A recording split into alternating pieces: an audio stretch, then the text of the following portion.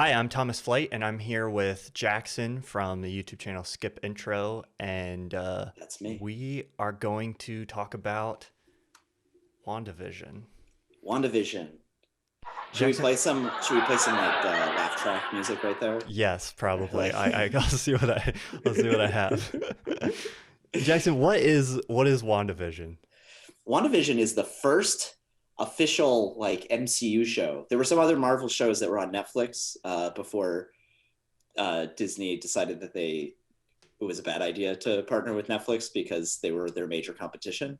So this is the first one that's produced by Marvel Studios for Marvel Studios with major Marvel characters who have been in movies, and it's about the Scarlet Witch, Wanda Maximoff, and Vision, who has no alias because he's just a weirdo. He's just yeah. They're like the two. I've had my eyes on this series for like a while before it came out because I thought that this was like the most bonkers choice for your first MCU show. Yeah. Like you think about just all of the things they could have done, and they were like, let's make the weirdest show possible. Yeah. Yeah. And that was their decision. And I mean, I don't know about you, but I've really enjoyed it so far. So I mean, to be honest, I didn't like I think I watched like 3 episodes of Jessica Jones or something. And yeah, that's like the extent of the Marvel stuff that I watched on Netflix. So if I they watched had Jessica Jones too. That was if it. if they had like opened up the Disney Plus MCU show offering with like, you know, the Vision show, and it's just like him like running around punching people, I probably would not have watched it. So it's interesting in that like they took this very strange approach. I guess for people like me, it's working. I watched it, and I probably Yeah, wouldn't have if it weren't this like strange, you know, strange thing. yeah. Um, It is kind of a weird thing because they get to play with like house money. They yes, There's a certain number of people who are going to watch it no matter what. right. So they're trying to gain more. And we talked about this with when we had our old podcast Stream Theory about how they would try to Disney Plus was always trying to like gain new subscribers, and that's the model for these streaming services. So they're trying to bring in people like you who wouldn't have just automatically watched it anyways. Right. Um, Yeah. so what is it about that like hooked you? I guess is the question. Well, I mean, I was hooked just by the like I knew very little about it besides I knew it played on sort of mimicked slash parodied like old school sitcoms. Yeah. So I was on board just to see what that was like. I don't know, is there anyone else who's really done that in like as intense a way that they have in this show on I TV? don't think so, really. I think you'll get episodes here and there where shows will comment on that. There's an episode in season 2 of Mr. Robot that all Oh, takes place yes. like an 80s sitcom. Yeah. And like all the commercials were also like throwbacks. And every once in a while, like people will do that sometimes. Community, I think, kind of did some stuff like that. But for the most part, not like as the entire premise of the show. I Right. haven't seen something like that Yeah. before. Yeah, so I was sold on just that premise. I mean, that's something I like. It's more common in film. Like there's, films like The Lighthouse or what. It's not super common, but people will do it. Art house films will come out and be like, we're just going to shoot this whole film as if Mank is kind of a recent popular example too, where like David Fincher shot Mank to really mimic like the style of the era that he's kind of talking about. So it Sure. happens in film, but like you just said, it's not that common in TV, especially in something much more like mainstream like this, like a headliner Disney Plus show. Um, I think maybe part of the reason for that is because an idea that like that can feel it doesn't get old on in a 90-minute film, right. 2-hour film. Yeah. And you know we've seen the first 5 episodes now of WandaVision. The 6th one will come out soon, and then I think there's only 9 in the season. It's probably going to be a limited series. Yeah. So I mean, there's more time, but they're evolving very quickly. Like even yeah, from and episode 1 to 2, it already jumps from like, being Dick Van Dyke Show and like I Love Lucy to sort of, the next evolution of yeah, I sitcom. think it's like yeah, they have those like 50s, 60s. I mean, it's very the first episode is like an entire Dick Van Dyke episode. Yeah.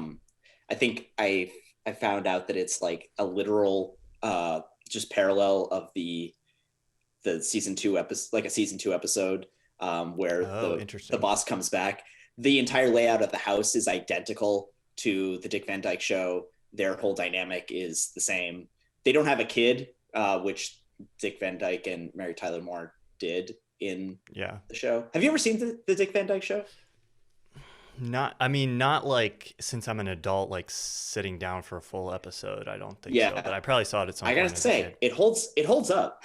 It's very funny. There a Yeah. lot of great like just comedic performances, which I think they channeled really well in Yeah.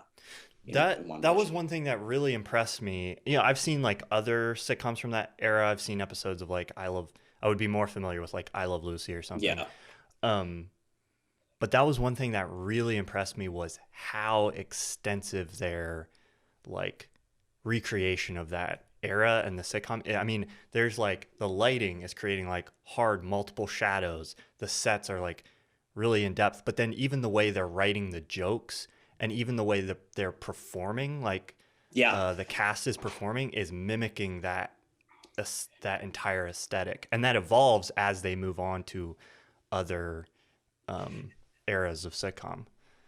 I think people are kind of seeing it as like this satire of sitcom, and I don't think it is, to be honest. I think that it's just The much more an homage. Like they just Yes, actually like this thing, and yeah, they're kind of it kind of I the first video essay I ever made, which you can still find. It's terrible, but it's up on my channel somewhere.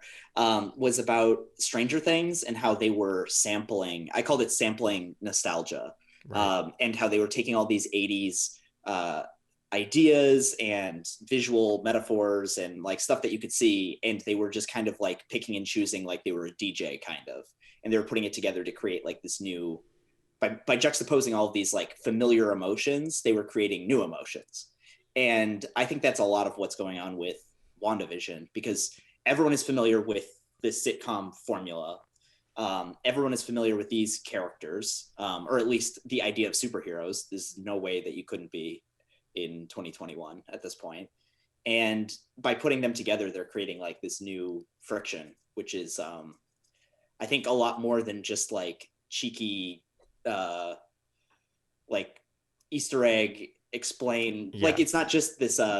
We've talked about this like sub industry before online about people who are just like all the things you missed or ending right. of Yeah. Anything that whatever lets you have a explained. YouTube thumbnail with a little like red circle pointing and an arrow pointing to Yeah, something in yeah, the yeah, yeah. background.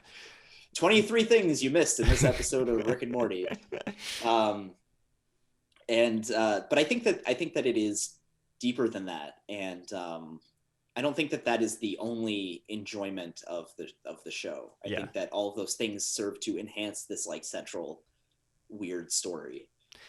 The Um, only thing that really comes across to me as being like a satire is the way they play on gender role, like norms or roles that maybe would have been more um, prominent in some of those shows. yeah, But even even some of those shows at that time period um, were like commenting on and making jokes about those things.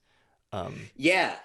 I actually I'm thinking specifically. I was doing some research, and uh, they so back in like the early days of I Love Lucy, Lucille Ball got pregnant, and they refused to acknowledge it on the show for a while because the studio heads were afraid that by saying the word pregnant, people would think of sex. right. Yes. Um, which makes sense. But yeah, there was like this huge. I think people.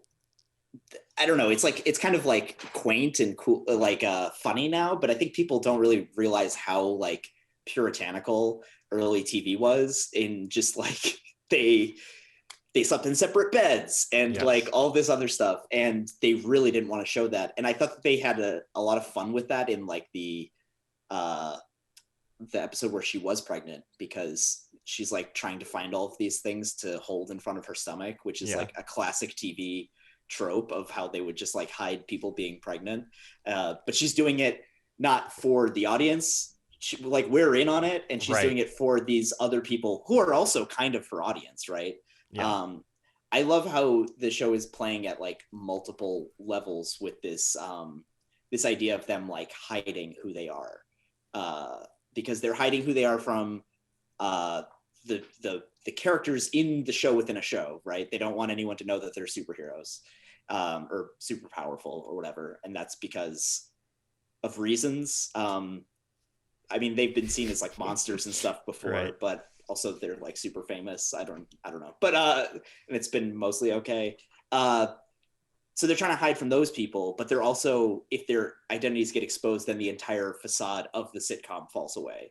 And then this entire reality that she's created breaks.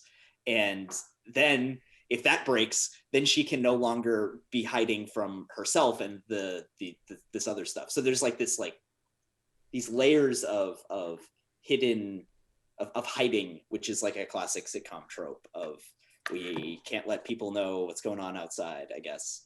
And I really appreciate that kind of multiplicity, I guess. This is a douchey way to say it. No, I've definitely been sensing that too. It's such a genuinely unique and odd show. Like, I'm watching this and I'm like, what drove them to do this? Like, what, like, it's like especially now that the concept is starting to expand, and spoilers for like up to episode 5 or whatever, which is the big spoiler one, right? Where it's like you step outside of, you get clues like in episode 2 and 3 that like stuff is going on outside of the or I think even in episode 1 you kind of get a clue that there's a broader world. I think episode 1 she sees that like thing in red, that like the color, there starts to be like color in Pleasantville style in her little black and white world, and you're like, oh, something is going on here, if you didn't already like guess, because it's freaking weird,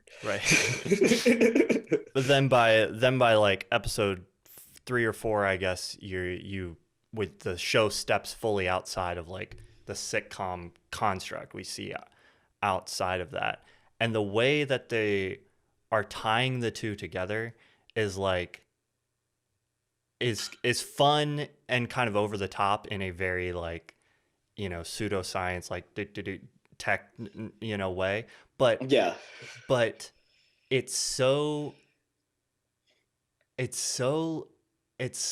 odd and over the, I don't know, I just never would have in a million years thought like come up with this concept to be like, okay, let's do a sitcom, a series of, you know, sitcoms that evolve over time, but it's actually like the mental construct of a superhero that like is being observed from the outside somehow. I don't know. That's my interpretation of like what they've revealed it to be. I guess it doesn't really make that much sense. So, but even within it not making sense, it doesn't make sense in such a unique way.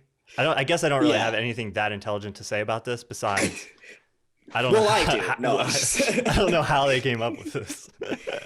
I know that I'm like vaguely aware that there's some like comic book precedent, at least for Wanda and Vision moving to the suburbs, and trying to have like a normal life.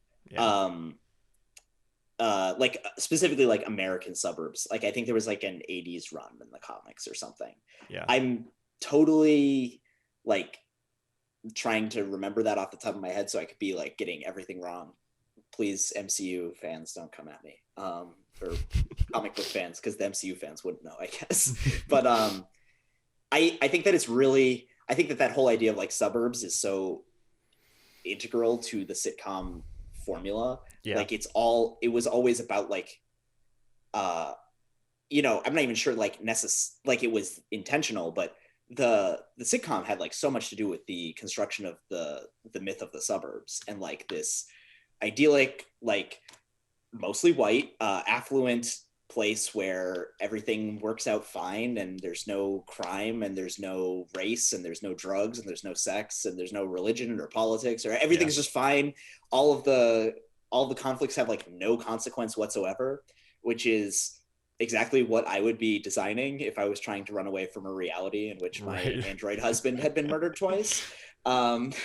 So I really think that makes a lot of sense, and that's really cool. And I feel like they're doing just they've just like opened so many boxes, so many like cans of worms that they're able to like touch on all of these different things. You can find something that is interesting in it, no matter like what angle you're coming at this from, I think. Yeah, I know very little about the MCU side of it, like, or these characters or the background, or, you know, who Sword is or whatever, you know, it's like, yeah, I had no idea what that was either. But maybe nobody does. It's hard. It's funny when you're watching a show like this without having seen like all the context. It's hard to sort out like what is confusing to me because the show is intentionally making it confusing, because there's definitely elements of that where it's like they're withholding information intentionally. But then also, what am I being confused by just because I don't know the like relevant contextual background? But it reminds me, go ahead. To say something to what you said earlier, like they touch on that like once they start revealing kind of later on that like Wanda and Vision are watching TV. Like they almost present it as like, oh, they are using television even within their own little world as escapism. And so there's that theme of like the world that is constructed, not just the world itself and how it's constructed, not their world, but the world of sitcoms that you're talking about is a idyllic like escapism. And then the viewers are like participating in that. So there's this weird like situation where Wanda is both the producer and like the participant and the viewer, the subject of this like idyllic escape. She's serving so many different, her character is serving so many different roles in this world of like, just like you said, she's like at the end of that 5th episode, the words that Kat Dennings's character, I'm blanking on whatever her name is in the MCU, but she's like, she recast Pietro, and it's like, I guess she did, but in the moment when it cuts back to her, she's like just as shocked as we are. She's just as much part of the audience, and there's like this, and she's obviously in the scene with Vision, and up until that moment, she's been playing a part with him that's separate from herself, which is separate from the producer, which is separate from all these other things. To go back to what you were saying about like, I don't know how much of this is like we're supposed to know or not supposed to know. It reminds me of when I was getting into, or when my dad was really into cult like sci-fi shows and cult classic shows. Like he was really into Stargate and like Farscape and Buffy the Vampire Slayer and stuff. And like sometimes he'd be watching it and I was a kid, and I'd come in and I'd ask so many questions, and it was just like these shows were so hard to jump into, and part of that was by design because they weren't shows that would appeal to mass audiences, so they had to create ways of maintaining, like keeping that close audience, keeping that audience as close as possible at all times, and keeping them super engaged. And part of the way that they did that was, I was reading an article by Jane Espenson, who wrote for Battlestar Galactica and Buffy the Vampire Slayer and a bunch of other shows. But she called it hiding the cookie, which is this idea where you're just like withholding information or just showing it in like these kinds of Easter eggs that we were saying this is an entire sub industry. But the purpose was that the more engaged fans were, the more they would get out of it, and they could basically hold that over. They would know that they got it, and not everyone got it. Right. And that created this separate, this like very intimate relationship with fans in the show, and that could keep a show on for, more seasons than like maybe its ratings would necessitate. And it's Yeah. weird that like now the most popular, most successful commercial franchise of all time is doing the same thing. I think it's interesting that a lot of popular stuff with like what we now call like a fan base, like Star Wars fan culture or MCU fan culture, is about having that kind of like insider knowledge of being like, oh, I know all these details. I collect the lore. I collect the story as a whole. And they embed that within, that's not necessary to participate in the story. So they embed all that stuff within like a larger narrative that you can consume even if you don't know that stuff. But there's a lot of people are engaging with it in that way. And that's why, I think that's part of why, one of the things I was going to ask you about is I haven't looked into it very much for this show. I've been enjoying it, for what it is. It's fun, like weird show. I'm a big fan of things like Twin Peaks or anything that is doing something strange within a sort of recognizable box or but I was going to ask you, like, you've been enjoying this show. What's the reception been like? I haven't really looked. Are Marvel fans enjoying this, or are they like, what is going on?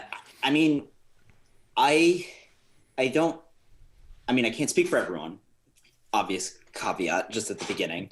The impression I'm getting is that there obviously are people who are just going to eat up whatever and Marvel throws out. It doesn't matter if it's good, bad, whatever.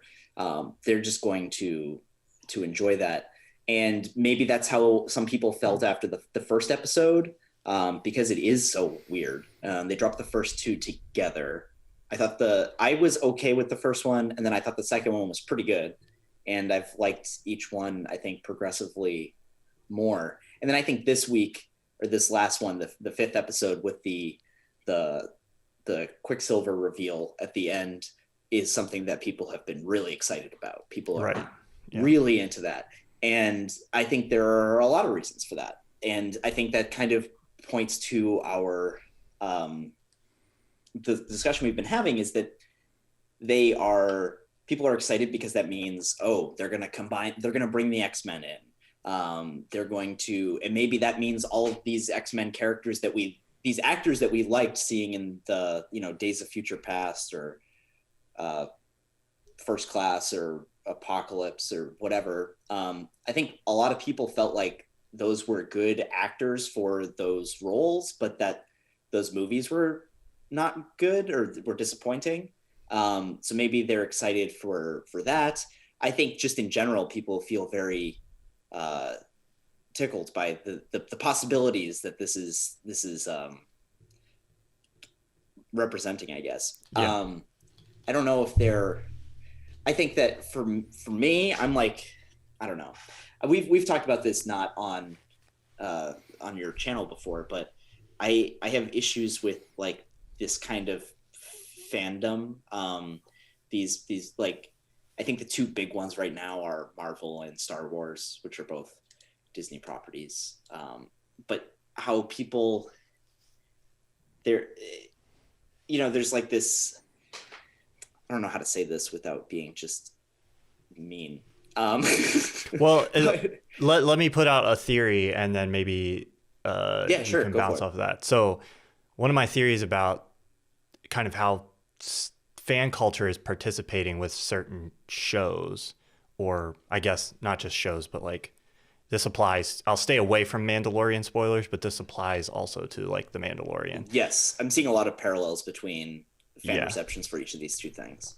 But kind of what I was mentioning earlier, I feel like some people are participating with these like groups, these intellectual properties, or like broader the MCU or Star Wars, in that like collection of in a sort of collection of information or obscure facts or knowledge about sort of a broader canon or group of characters or whatever. And so it's like engaging with the story for them.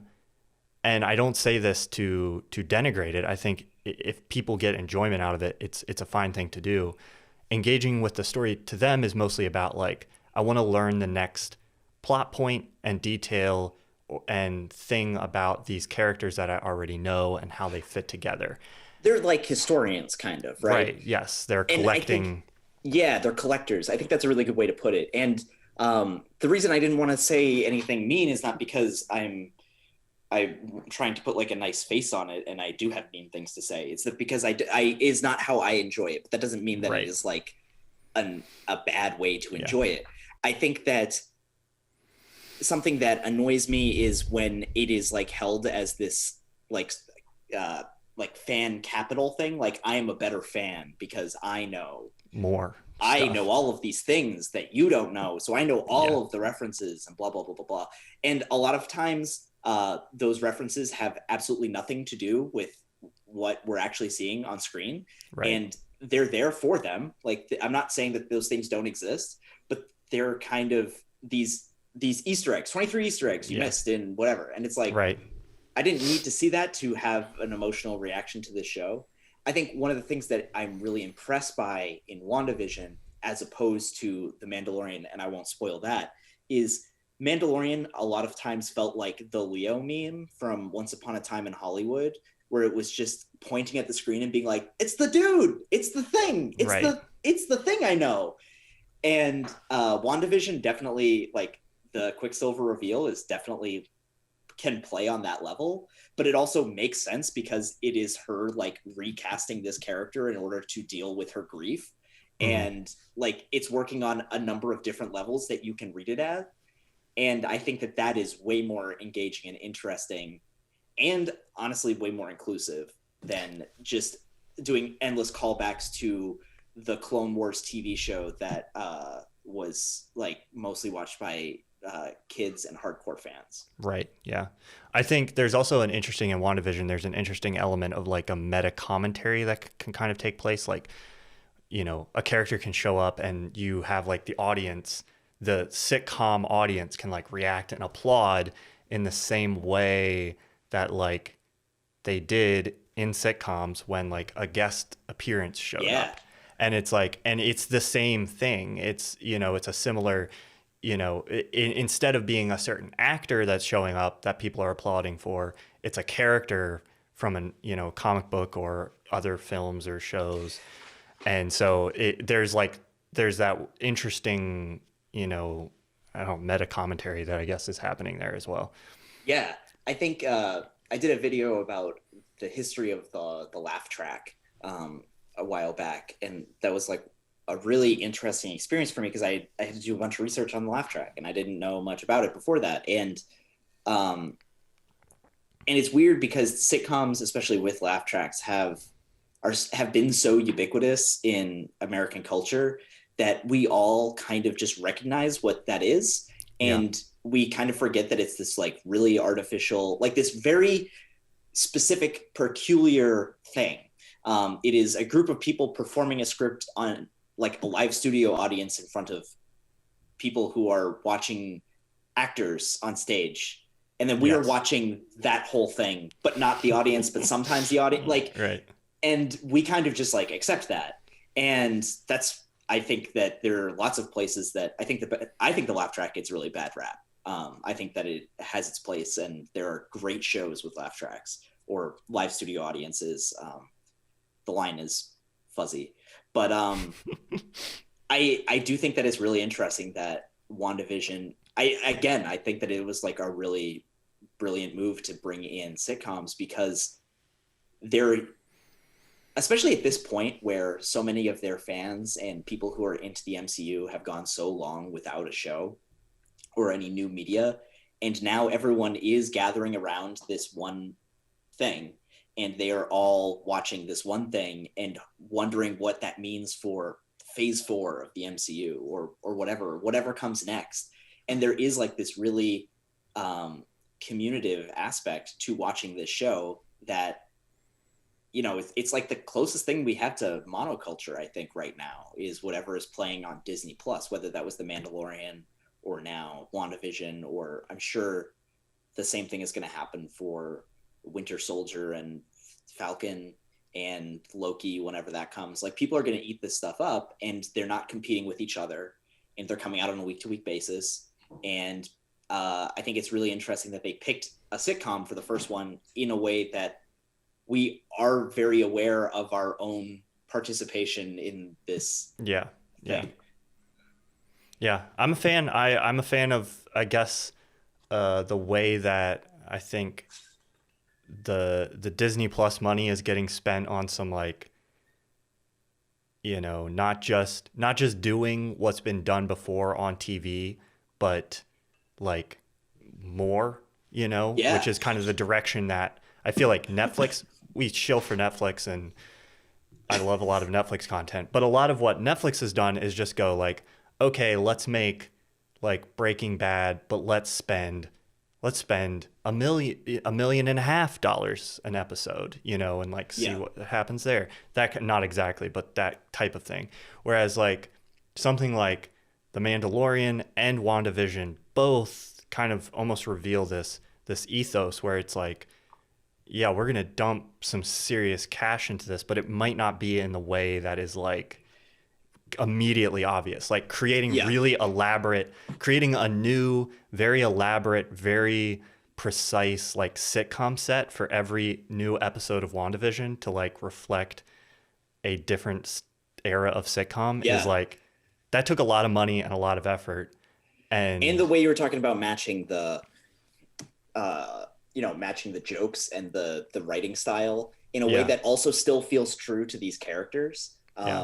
Like, they don't feel like totally different characters from episode to episode. No. Which I think is a real, even though the tone is totally different, which I think is a real compliment to Elizabeth Olsen and Paul Bettany. But I also think that, the show is just really creative. Like, they're changing aspect ratios to tell you when things are breaking down. Yeah. Like when the sitcom breaks down, all of a sudden, like the aspect ratio starts to change and you're like, oh my God, this stuff's about to get real. And like, this is the very, like, the way they're using color, the way they're using the sets, like we said, the way they're using these TV tropes.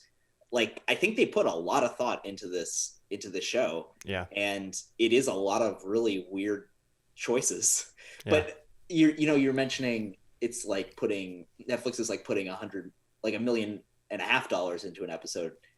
Ozark and House of Cards are kind of just like amped up Breaking Bad. It's just like Breaking Bad, but more.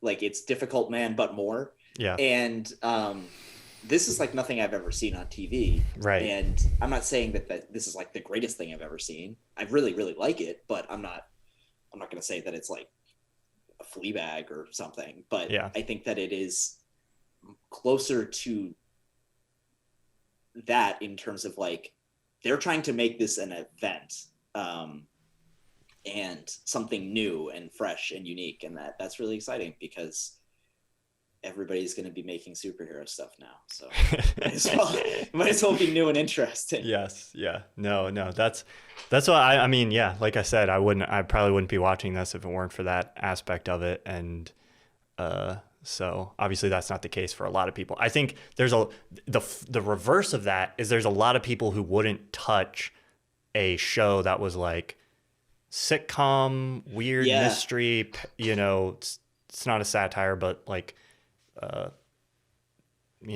love letter to sitcoms that's also a weird mystery if it didn't have the superhero element. I mean, look, that is, I would watch that show a million times. Like, that is my kind of catnip. I love thinking about the sitcom. So like, obviously I have to acknowledge that this was like, it felt like uniquely tailored to me. Yeah. It was like, oh, we're going to take this really mainstream IP and we're going to do this really niche thing that Jackson is really into. Yeah. They made it for you. It is really interesting to see because they our friend John showed us that the picture of like the Joker, the new Jared Leto Joker, I guess, launched. And I was thinking about how different that IP is being treated than the Marvel IP, which is Yeah. like, this is really weird now. We're doing some like weird, wacky stuff. Like Thor Ragnarok is really crazy and weird and colorful, and like the Guardians of the Galaxy stuff and whatever they're gonna do next, and WandaVision, and like the whole if you look at like the whole phase 4 slate that they have planned, they're all like things that are weird. Like Yeah. there's Doctor Strange in the multiverse. There's, I don't even know what the Eternals are. There's Spider-Man 3, which is going to have Tobey Maguire and Andrew Garfield and Alfred Molina in it from the Sam Raimi stuff and the Sony stuff. And like, they're just willing to just like take risks. And whatever DC is doing is just like leaning in, is like, but more dark, Yes. but more dark. Yeah. Let's make it even grittier. Let's make it even, I don't know. And it's just like, it is a very stark comparison, I think. Yeah, it's definitely I feel like DC, not to go down the DC rabbit hole, but like I feel like they had such success with the Dark Knight, like Christopher Nolan trilogy, and those were like the films that were superheroes but like realistic and dark and gritty and all those things. And they were like, "Oh, that was successful. Do more of that." And it's like they haven't been able to like shift away from that. They've gotten stuck in that rut, and except with maybe like Wonder Woman, but it's not like it's not like a genuine shift. It's just more like, oh, people don't like the grit, we'll just make it colorful. It's not an actual like qualitative change. It's just like, put all the colors in. I didn't see like Birds of Prey, but my understanding was that was a that one. Yeah, that one. That one also, like a lot of people liked that one a lot more. It seemed like it. Right. It wasn't like universally acclaimed or anything, but it has fans in Marvel, a way that like these other movies don't necessarily. The kind of cult thing that we were talking about, like it is creating a more intimate relationship with its audience than whatever the next Batman, the next dark Batman, which is going to be like number 800 of the same thing, or the next dark Superman. I think Disney like, whether or not they're thinking this consciously, like they've tapped into something, which is that people are a lot more forgiving if something is fun. Like if you laugh, people are like, oh, well, it was funny, whatever. I enjoyed it.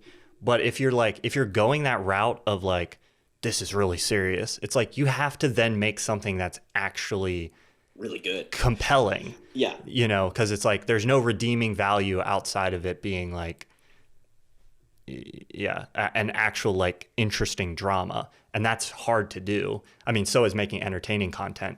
But if you are willing to just be like, well, let's have some fun with it, then I think, even if you don't quite nail it, people are like, it was a good time. Yeah, exactly. Which is I don't say that as a judgment on the Disney stuff. It's just a different way of approaching telling stories. A lot of people ask me why I make videos just about TV and not like movies. And part of that is like, it just feels lower stakes. Like there isn't this like weight of, I have to make something serious because there's always another episode next week.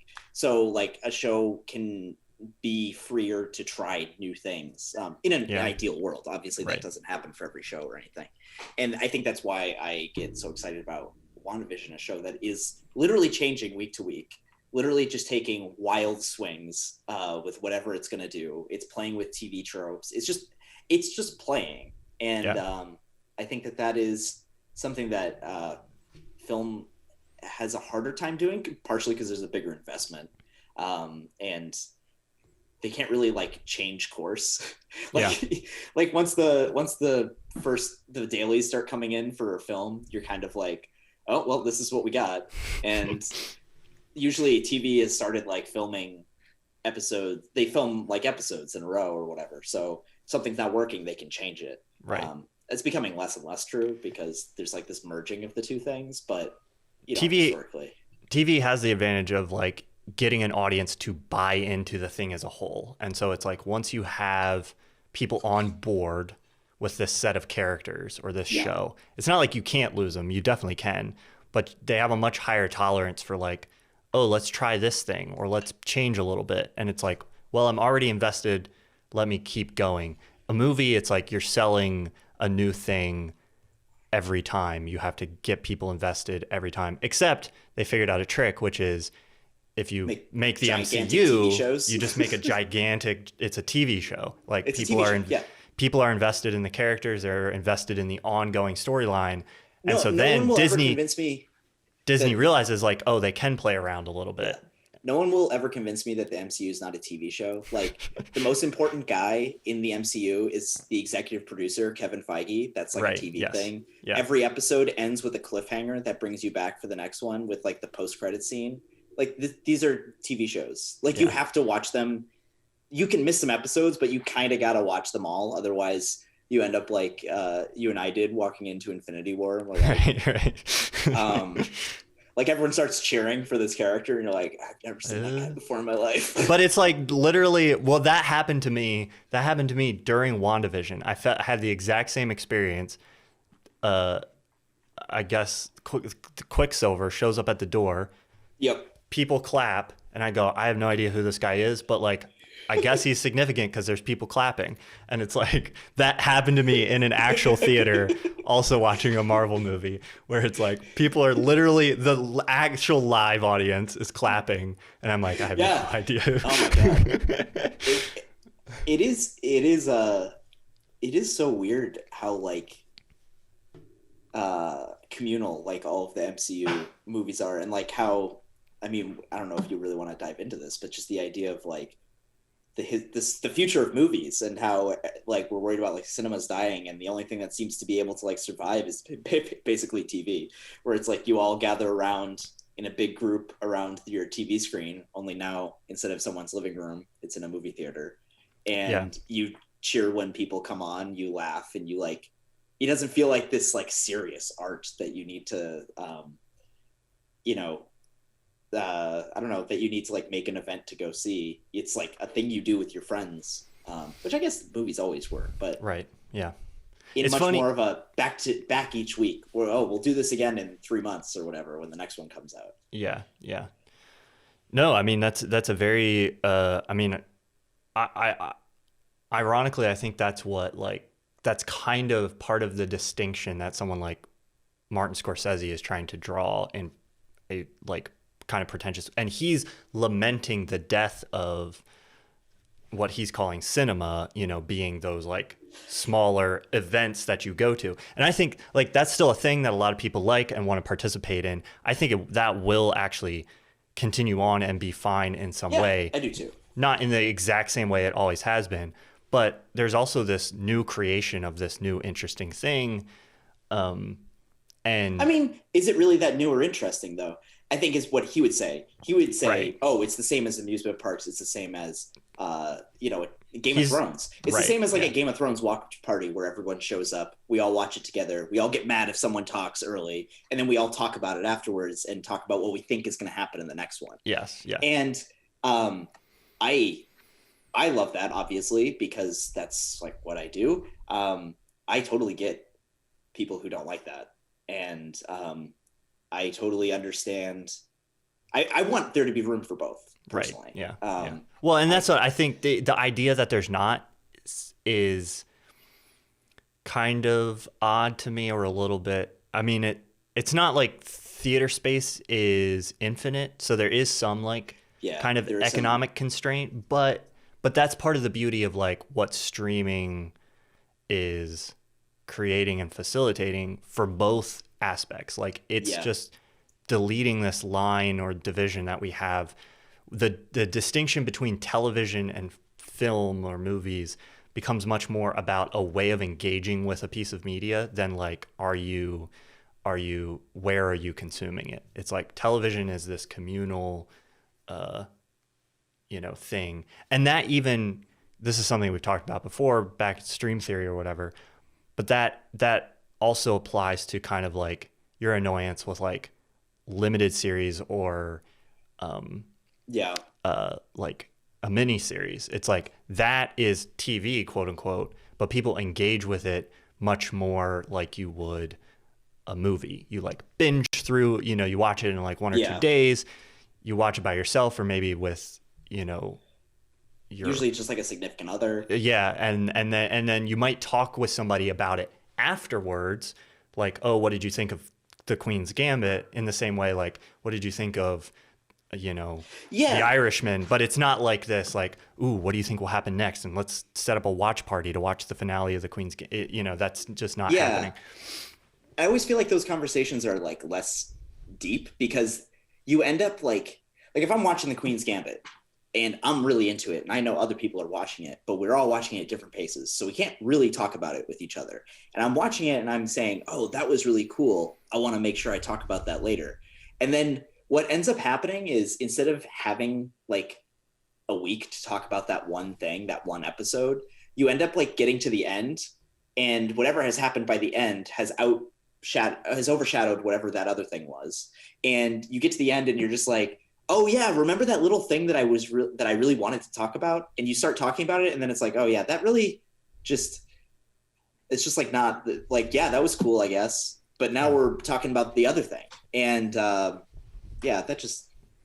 think that's more of a personal thing. I think that's something I need to work on. But, well, I have that beef. I have that beef with how people engage with, like, part of it is just about how people engage critically with a movie or something like that, where it's like, I think it's completely fine. It should be normal to be able to go in and say like, hey, let's talk about this scene, or like, was that an interesting scene? Like, was it compelling? But people, because they're looking at it, seeing the whole unit, people tend to focus almost exclusively on like story. The end.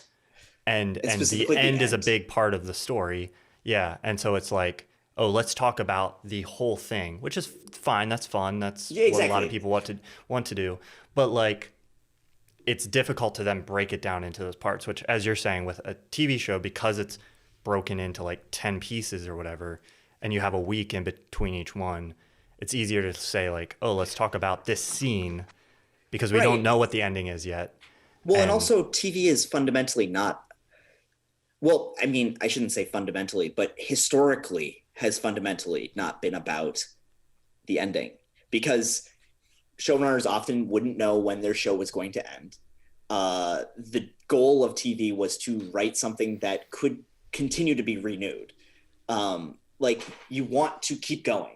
The whole idea of TV is keep going, keep going, keep going, keep going until you can't go any longer. That's why like most shows are bad by the end. Right. Because they're just like continuing to go. But the good thing, like the bad thing about that is that the ending is always bad. But the good thing about that is that you're not worried about some like far off distant point. You're not like, oh, where am I going? Where is this going? You're kind of like just enjoying the moment. You're enjoying it week to week. You're enjoying these like vignettes. Like the thing about Mad Men, I watched Mad Men after it all aired, but if you were watching it week to week, you would be like, wow, that was a really interesting story about Don's whatever. And you would talk about like this one thing. And you were never like, but how's it going to end up for Don? Do you think he's going to like whatever? Because that just wasn't the point. The point was like living with these characters. And that's what I find really interesting about it. So I get annoyed when limited series end, because then you only talk about the ending. Right, the ending. And then you're like, oh, wow. So I guess Beth Harmon got good at chess, huh? It's like, yeah, I guess that's what happened. Yeah, I agree with you that I think like TV encourages that like way of engaging with it because of the format. But I think you are somewhat unique in engaging, or I should say, maybe not you. I think Thank you. That's a way of. You're very unique. You're very special. Oh, thank you. So valid. I think that's a way of engaging with things that is more common to critics or people who watch a lot of stuff, or people who are like highly interested in because there are people who will do, engage with films that way. And sometimes that bothers me a little bit. Or there's people who engage with TV in the way people engage with movies, where it's like they are sitting there thinking what's going to happen to Don. You know, it's like it is all about the ending for them. And so again, not to pass judgment on how anyone wants to engage with something, but when I think when it becomes interesting is like when people are engaging with things in different ways, the discussion surrounding that thing is affected, and that's what we really enjoy and care about. And so and to loop it back into WandaVision, I think that the thing that's really interesting about this show is that you can have both of these conversations about this show. Right. I think that's a real achievement, and I think that the thing that makes it a really good TV show is that I'm excited every week to hang out with these characters and see what kind of thing is going to happen. I'm not overly, there is like a part of me that is, oh, I wonder how it's going to end. Like, how is this going to tie in with the rest of whatever? How is this Westview experiment gonna end? But more, I'm just like, what is going to be the thing this week? Like, what is going to be the story? What is going to be what sitcom are they going to do? What are the, I don't know, just like, how is it going to work? That's how I found myself really enjoying The Mandalorian. It's like and I liked that they took a much, at least in some ways, a more like a small view of the story, where it's like, it's not about what is the whole overarching plot of this season. It's like, this is the adventure they're going on this week, and the weird, alien world that they get to be in, and the strange monster that they fight this week. It's like, that's what you're tuning in for. Some people love and some people hate, Some people do not like that. Yeah, that's true. One question I had about WandaVision, and we can kind of wrap up, is so like the show, there's the sitcom, which is evolving. There's the overarching story of sort of what's actually happening. And then obviously we see outside of the sitcom into the real world. But that real world also has like, so the sitcom bits are presented as if they are a sitcom. The real world version also has a lot of sort of TV tropes and this like stylistic presentation. And what I'm curious about, her name's Darcy. Kat Dennings' character's name is Darcy. Yes.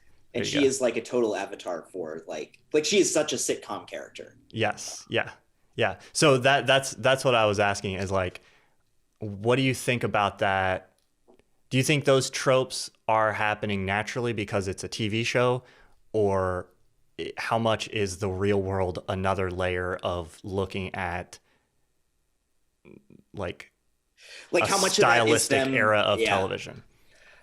Oh, wow. So like the real world is like modern TV as opposed to right. Do you get that vibe at all, or do you think it's just, it looks like modern TV because they're making a modern TV show? And so I hadn't really thought about that, but I think that's really interesting. I've always thought of or not always, I mean, I've only seen it like 2 weeks ago, but I thought of years I've been the real world has been to me more a commentary on the fan base. And like inserting the fan base into the show. Like, she says she can't recast Pietro. That is like like encapsulating what the audience is saying.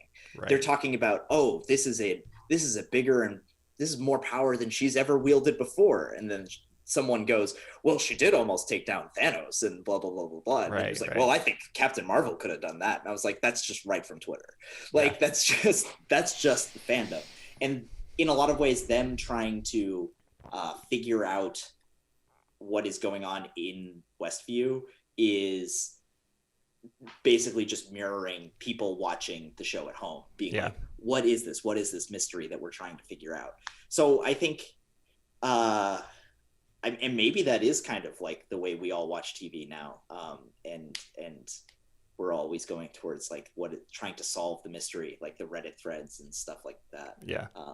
I think you're right on that. I think like the outside world, the real world, is more of a reflection of how the audience is engaging with the show than a reflection of modern TV, Yeah. I'm not sure what genre it would be if it was modern TV. It would be like NCIS or something, you know, I don't know. Yeah, it's like too funny to be a drama. Yeah. But it's also too serious to be like, it's definitely not like a sitcom, like, you know, it kind of feels like The Good Place, but a little less funny. Right. In terms of like trying to figure out what is going on, trying to figure out these machinations. But it's also, that outside world totally misses like there's no episodic version of it. Yes. Yeah. There is no difference week to week. That is like the overarching story, like you were saying, that is kind of making it more serialized. And I'm not sure that even as serialized as TV has become, any half hour or sitcom show has ever been able to really ditch or ever would want to ditch that like episodic structure. Yeah. And I love episodes, so I think that's great. Any predictions where it's headed next? Not in terms of like how it's going to end, since we hate that. But I actually do have theories about how. But in terms of like what we've gone. What are we up to now? Like, what's the era we're at in the latest? It's like the way Full I House think kind of of. it was the first one was 50s, 60s, like I Love Lucy, Dick Van Dyke. The third episode was the Brady Bunch, which made sense because they were the story of the Brady Bunch is two families come together, and that's how they became the Brady Bunch. And that is the episode where she becomes pregnant. They're about to start their family. That makes a lot of sense. Then I think they went to Full House, which makes sense because they're all of a sudden totally out of their depth raising these children who basically appeared out of nowhere. And they're quickly running out of time. Right, yes. In terms of at least recognizable sitcoms, because once you get into like the 2000s, it's like much less of a cohesive genre. You start getting like stuff like Arrested Development, and also like They're not going to do a New Girl send up or yeah, I don't know. I mean, maybe they will. Maybe they'll do like a How I Met Your Mother. Yeah. I guess those are two that are pretty much in the same vein. I wonder if they'll do like a Seinfeld. Yeah. One That would would seem like the next. I mean, it's not like chronologically next, but it is kind of like the next phase. Like I feel like Seinfeld was much more influential on modern sitcoms than Full House, for example. Right. But I don't know. That's not really a show about families, and they all have to be kind of about families. Yeah. I don't know. I would like to see a Arrested Development episode. That would be yeah. I feel like so weird. I guess The Office isn't considered a sitcom, but like I feel like that. I think The Office is a sitcom. For things sure. like that was a stylistic development where like Veep, The Office, Parks and Rec, all of the Parks and Rec Michael had that like same kind of mockumentary style. Yeah. So it feels like that could be a potential progression. That seems unlikely, but also they're doing crazy stuff with the show, so I wouldn't put it past them. I don't know if they'll get rid of the laugh track or if they'll continue to try and follow the laugh track versions, because that is so iconic audience. And that is like the show is so much about like the audience watching, audience participation in this thing. But maybe, I mean, ditching it would be a statement too. So I don't know. Maybe I'm excited because I don't know what they're gonna do next. I just know that it's gonna be some big swing, and that's exciting. They're having a good time. That's all I really want to see.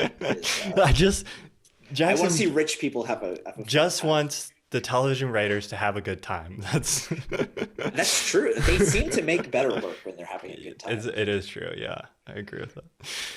Awesome. Well, I appreciate you sharing all your thoughts on WandaVision, and we'll have to see where it goes. We by the way, we did this discussion because somebody in the comments of our last discussion on my channel suggested it. So, and also we were watching it and thought it was interesting. Also, it's the only show that everybody is watching. So yes, yeah. So if you have a show that everybody is watching that we don't know about, suggest that we talk about it in the comments. Or maybe we can like go into some old TV shows. Yeah, I've been like trying to figure out if there's a way to make a TV club thing where we can all watch a show. A bunch of people can just get together and watch a show at like the same rate. Yeah, try to recreate that experience. sometimes subreddits will do like rewatch parties like that. Like the Yeah. Wire subreddit, I know, has gone back and like, rewatch through everything together, and then they do discussion threads or whatever. But so I guess you could recreate that with a one-way YouTube channel. Right, yeah. All right. We'll watch it and discuss it. All right, Jackson, where can people find you if they want to check out your forthcoming video on WandaVision? No, my forthcoming video on WandaVision will be on my channel called Skip Intro. I'm half kidding. I think I will be making that video. Really, the forthcoming. Well, maybe I won't announce your videos for you. Oh, but you are doing MCU relevant stuff. I don't know. I am doing another. I am working on a very large MCU project right now about. I've been doing a series of videos on propaganda and the portrayal of police on television. And as we discussed earlier, the MCU is a TV show. So I am... Like all TV shows, it involves the police then. And like all TV shows, it involves some version of explicit upholding of police as an institution, and specifically American global police, foreign policy, war on terror. So that'll be fun. It'll be light stuff. Yeah. Good, easy listening. Right now it looks like it's gonna be long. Long is great. Well, go subscribe to Skip Intro so you can see that when it's coming out, and all the other propaganda series. So yes. What I want to know is, when are you doing, speaking of old classic sitcoms, when are you doing propaganda, the Andy Griffith Show? I have thought about it. I did watch a couple episodes in like research.